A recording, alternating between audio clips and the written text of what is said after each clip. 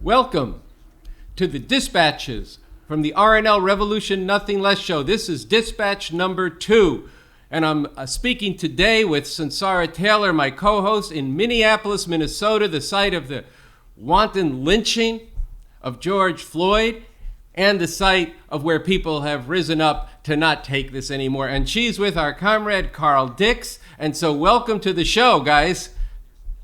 We're so happy to be with you. Thanks for having us on, Andy. You might hear the helicopter above. It won't last, but you can see we're in the middle of what's been a very intense place, so there'll be things like that as we go. But we're really happy to be. We heard the helicopter, and that's good. We did a first episode last night, and I kept telling people, don't mind the helicopter, but our sound crew was so good, they filtered it out. People thought I'd lost my mind. Okay, but Sunsara, why don't you tell us a little bit? You've been on the ground for a full day there. Our viewers have seen some of your agitation, this talk you gave to a big group of people. But can you first describe the situation there? Yeah, so right now we're standing in the parking lot directly across the street from the Minneapolis Police Department, the 3rd precinct that went up in flames a few nights ago. Maybe we could just show it real quick, and then we'll come back. So you get a sense of where we're at. Right there. Oh, yeah. And we'll come back here. Maybe you were also able to see in the shot that down here right now, it's the middle of the afternoon. It's a beautiful, warm, sunny day with a cool breeze, and there are thousands of people, hundreds of people roaming, probably thousands altogether, coming in what feels like a street festival, like a fair. Like everybody has to be here. They've got their kids, they've got their cameras, they're driving through, they're taking pictures. All the stoplights are destroyed and not functioning, so you got some volunteers with the vests on directing traffic and getting the pedestrians through safely. And everybody, I think, wants to breathe the air. This is a new day. This is a new feeling out in the streets today. There's still a lot of acrid smoke in the air.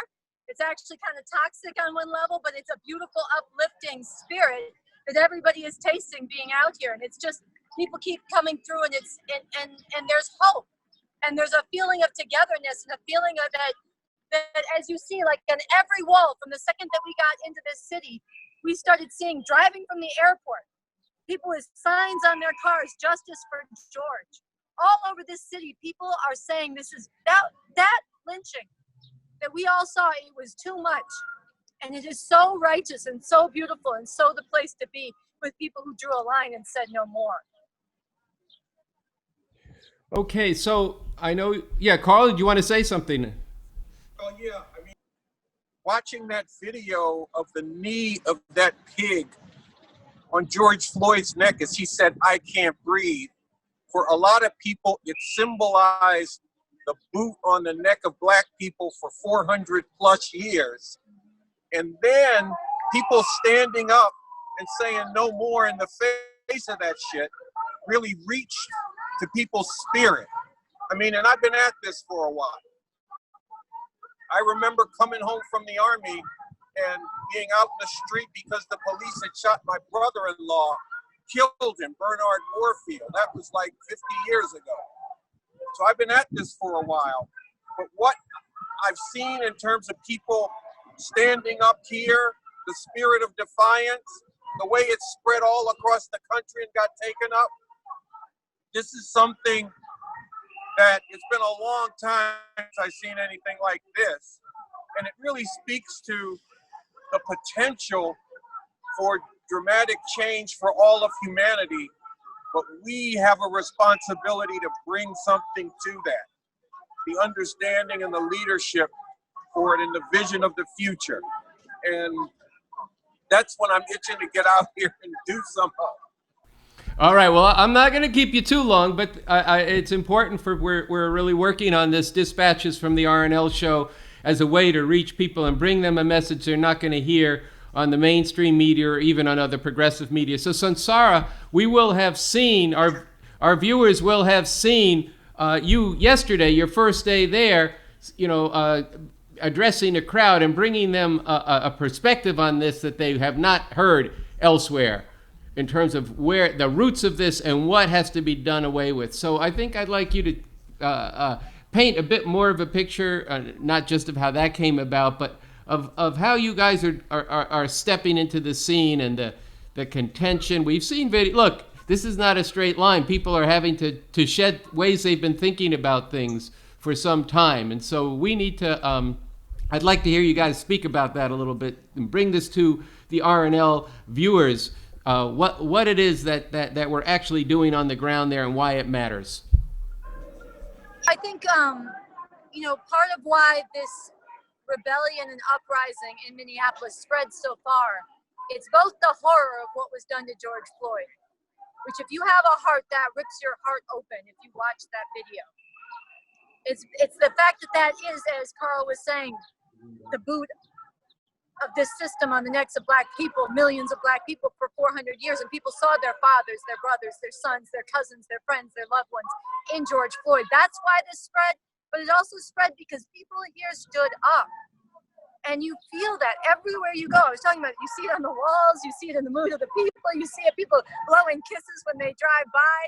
I mean, it's really something else. And so we stepped in, we came in last night and we got out on the street and it was a similar feel in a different part of Minneapolis, South Minneapolis. And there's just a lot of people unmasked. And it was very interesting because when we first set up and we had our banner, we're handing out flyers, a lot of people were coming up and they're being affected by the bullshit that's being put out in the media. Are you from inside? Are you from outside? What do you think about the burning? What do you think about this? They're asking these questions and they're legit questions, but they're all on the terms, not all, but many on the terms of what's being put out in the media. But once we set up and we started talking and bringing this message about how we need to draw a line and say no more, and how it is beautiful that people have stood up, and how it shows that the system that rules over us is not all powerful. They terrorize black people and other people because they are afraid, because they know they don't have answers for the way they've treated people for hundreds of years, and today it's intensifying with the white supremacists in the White House. So they are afraid. They're strong, but they're not all powerful, and giving people a sense of the beauty of the multinational uprising, the youth out here, people standing up and saying no more and rocking them on their heels. And people have a lot of pride. They were very hungry to hear that. And we were talking about that, but we were also challenging them to go further, because we need this spirit of defiance and the fear falling away, but that needs to be fused with the strategy and the science and the tools to get free of all of this once and for all. And so we've been here fighting to bring out the leadership that Bob Avakian has been working on and providing for decades.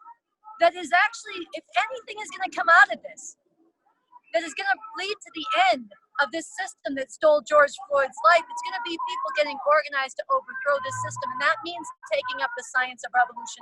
That means becoming a follower of BA. That means becoming an active part of the organizing forces for revolution and aligning yourself with that. Wherever you're coming from, continuing to be in the streets as you learn about that. So this is what we brought to people, and it was new to people. But one of the things that was most striking to me was how open people are, how hungry they are, how much there's a sense that the normal things that have made sense in the past don't measure up and they got to give a hearing to something new. I'm not saying they all signed up on the spot, they did not, but they listened intently, and we're going to be back out here because there's a very serious choice that people have to make, and we keep bringing it back to this choice from BA, which is really BA telling us the truth. It's not something he made up. He said, we have two choices. We either live with all this and condemn future generations to the same or worse if they have a future at all, or we make revolution. And that's the truth, and that's the way out. And now is the time for people to get on that road. If this is going to lead to something positive and uplifting, even more than what we've seen, something that will last, that's how it happens. So that's what we're bringing, and it's been very interesting so far. We intend to keep it up. Carl, did you want to? I guess you're just arriving there. Did you want to add something to that? I guess the only thing that I'd add is I remember back in the 60s when there was a spirit of rebellion connected to revolution having kind of the initiative, but what we didn't have is the leadership that we have today. We didn't have a leader like Bob Avakian, who has broken through on some of the obstacles to forge a pathway for human emancipation, who has authored a blueprint for a future society, starting with day one after this capitalist imperialist system has been overthrown, and laying out to people concretely how a revolutionary society would function, how it would deal with the contradictions that life would bring forward to people, and how it wouldn't deal in terms of day one, no more pigs gunning down our brothers and sisters in the street like dogs. Day one, no more of this thing of criminalizing immigrants, putting them in detention centers, and all the rest. So this is something that people have today, and we got a responsibility to bring it to them, because they mostly don't know they got it. They don't know it's here. So we have to bring Avakian and the work that he's done to them and challenge them to engage it, to get into it, and to take it up and become part of, enlist in this movement for an actual revolution. I noticed yesterday, Sunsara, when you did your agitation and the call and response, that even the idea of revolution, nothing less, while I'm sure if people stepped back and they thought about it, they would have plenty of questions, or they should have plenty of questions about how to do that, what it would be for. But this was resonating in a different way, because I know we've led chants like this before, and people will, in the call and response, do them, but there was a certain edge to it that, to me, not to hype anything, but to me it seemed like, having been through this over and over and over again, and with this new generation also not having a sense of hope, and having no schools, the COVID crisis, and having grown up under a black president and still nothing happened, and the Black Lives Matter movement itself with a black president, black attorney general, all of this is a point Cornel West made yesterday. None of that actually produced any justice here.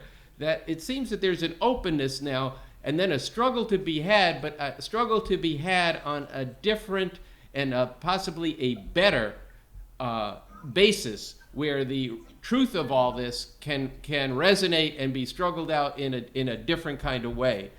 So just if you had some initial discussions, I'd be interested in learning more about it, and the sense you had being on the stage there and people getting with you.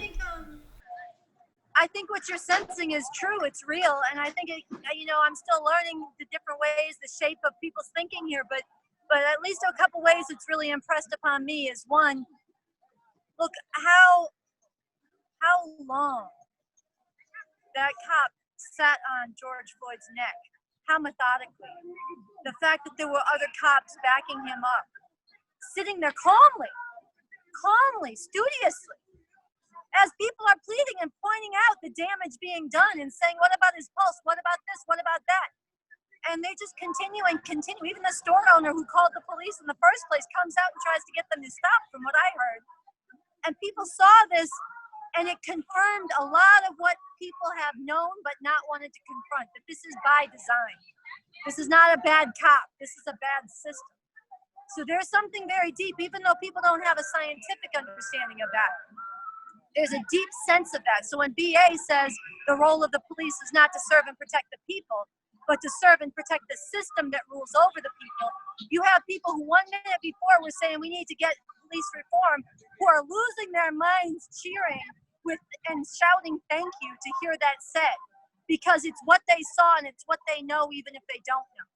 So that's one thing. And the other thing I was going to say about it is the in those chants, the venom people feel for America, which has been building. And I think the fact that you saw Eric Garner say almost the exact same thing on video camera, almost the exact same thing 6 years ago, and nothing has changed. You can't deny that this is the way they operate, and so there's a level that it's a straw too far.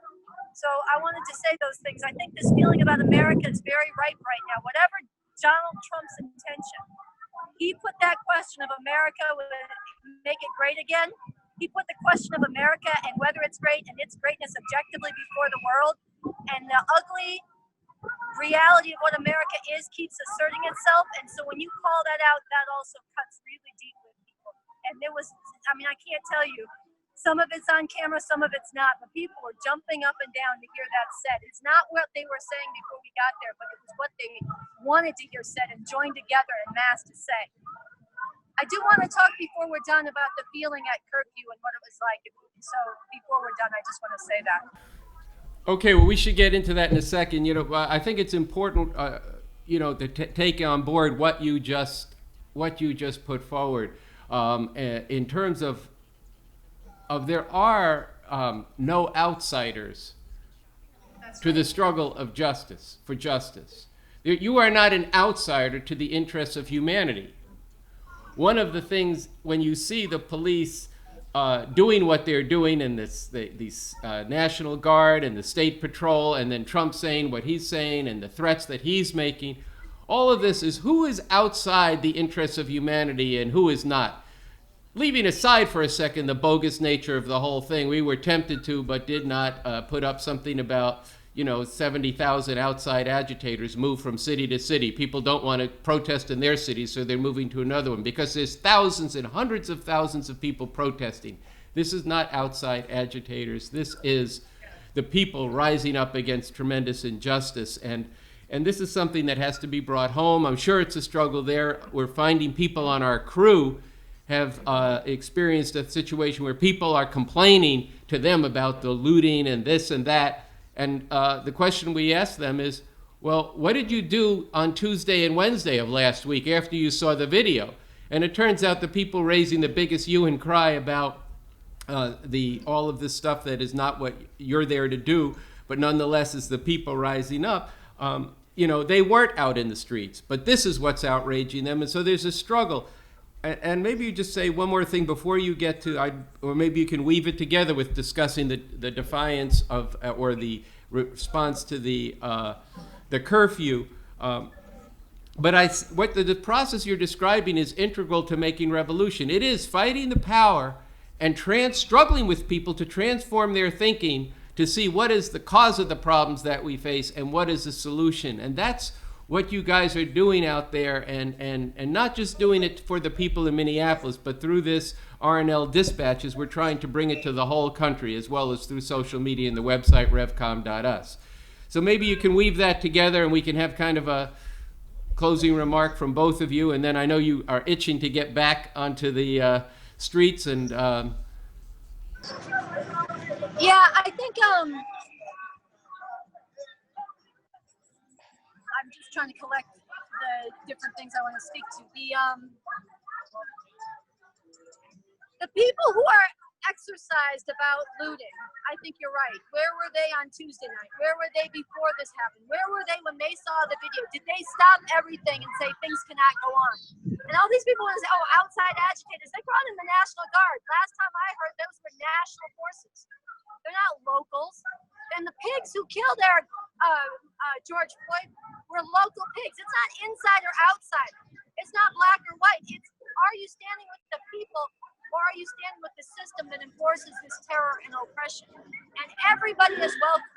And I love that revcom.us put up that thing that said, we're calling for outside agitators. The job requirements are, you have to give a damn about people besides yourself. You have to put humanity first. And there are no outsiders in the struggle for justice. In fact, if you sit on the sidelines, you are doing wrong. So, and I'll tell you, in the streets here, people have been so welcoming.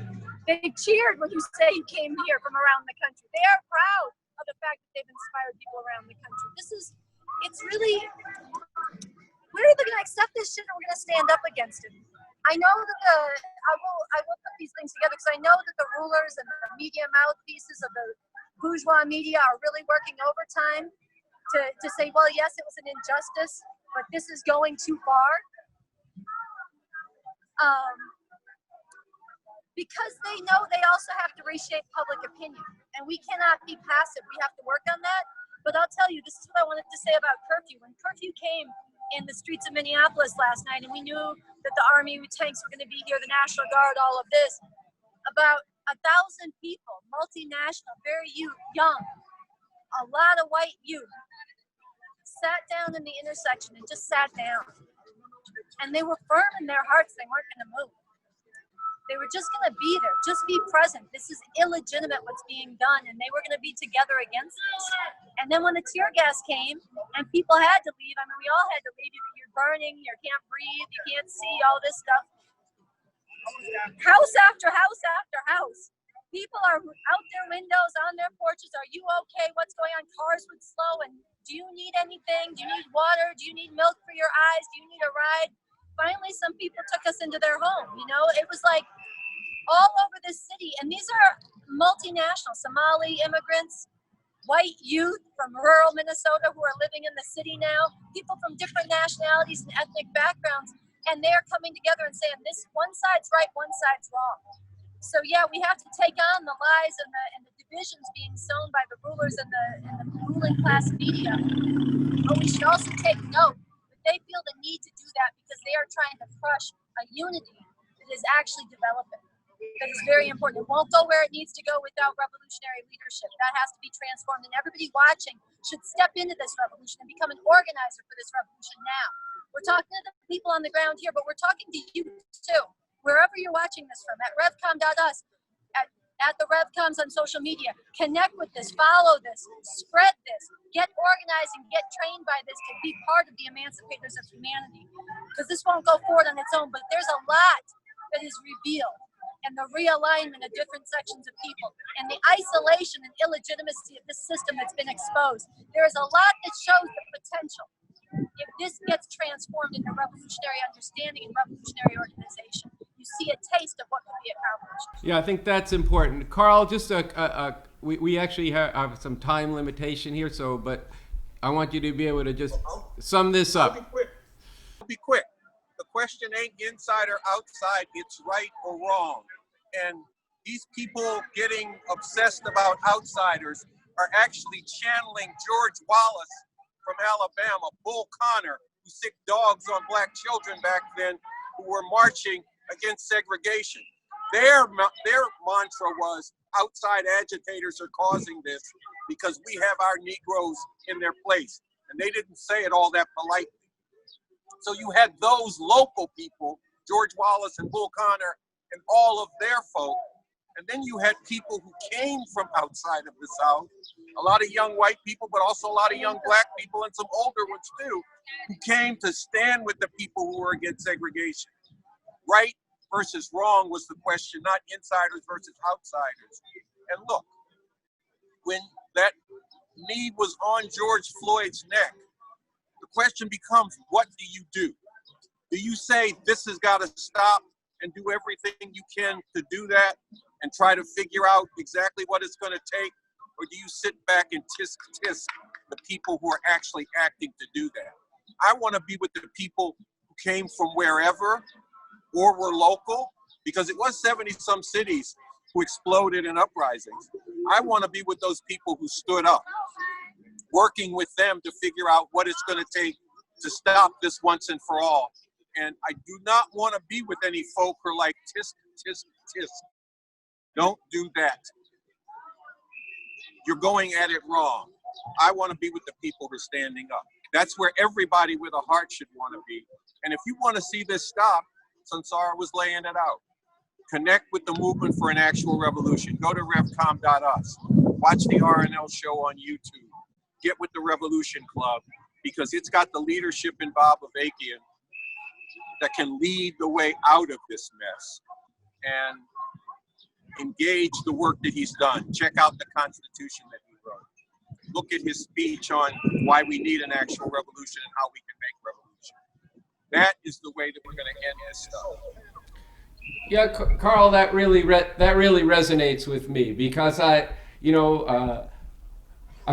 much younger than you, so I haven't been through as many of these things as you have, but also you were in the struggle before me. But one of the things that it did really strike me is, in having been through some things, is there's a moment you have now to connect what the masses of people have in BA, what they have in somebody who has figured this out, and how to actually make a revolution in a country like this, what it should be for, why it's about the emancipation of humanity and not for revenge, why the ugliness of what this system has done to black people can be turned into a tremendous beauty, the beauty of people standing together and being emancipated, but only through an actual revolution. So that your words, Carl and Sunsara, resonated with us, and I think our viewers will be glad to have had a chance to meet you, both of you, on the ground. And we expect to be getting lots of social media and short clips of you out in the street.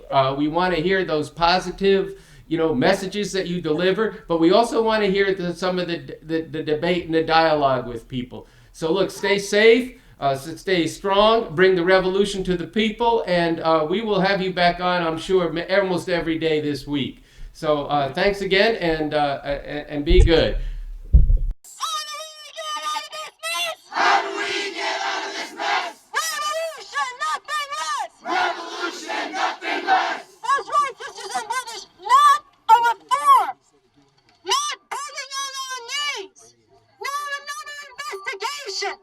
Not another Black Lives Lost! Not another tear shed! No! Year after year! What George Floyd said was the exact same as what Eric Garner said 6 years ago. This is not an accident. No. We can't breathe. And it will continue. It will continue no matter how many politicians you vote for, no matter how many reforms you get. It will continue as long as this system rules over us. That's right. So we have to get organized, and that George Floyd's life is going to matter. If his death is going to count for something, it has to lead to the death of America. It has to lead to the death of this system. And there is a strategy. It's not easy to defeat them. We saw a taste of our power when that police precinct went up in flames. We saw. They want you to think they're all powerful. They come out with their riot cops and their National Guard because they are scared. Hell yeah! A lot of people think revolution's not possible. But the rulers who rule over us, they know it's possible. That's why they're terrorists. Yes! And I tell you, it is not easy to defeat them. It is not easy. So we have to get organized. We have to take up the tools of the science of revolution. And there is a leader, I'm telling you, sisters and brothers, you have not heard about him because they don't want you to know about him. But he came out of the 60s. He gave his heart to the people. He never gave up on revolution, and he went to work developing a strategy so we can bring this system down. He wrote a constitution for a new socialist republic in North America with a new economy, new culture, new laws, new education. This is Bob Avakian, and you need to find out about him if you want this to end. We need to take this up, and we need to overthrow this system. I'm a follower of Bob Avakian, and I'm calling on you to stand up, to stay in the streets, and to learn about this revolution, to get organized across this country. And I will end with this. We have two choices. This is Bob Avakian's words. We have two choices. We either live with all this and condemn future generations to the same or worse if they have a future at all. Or we are the generation that gets organized and makes an actual revolution. That is our mission. Yes!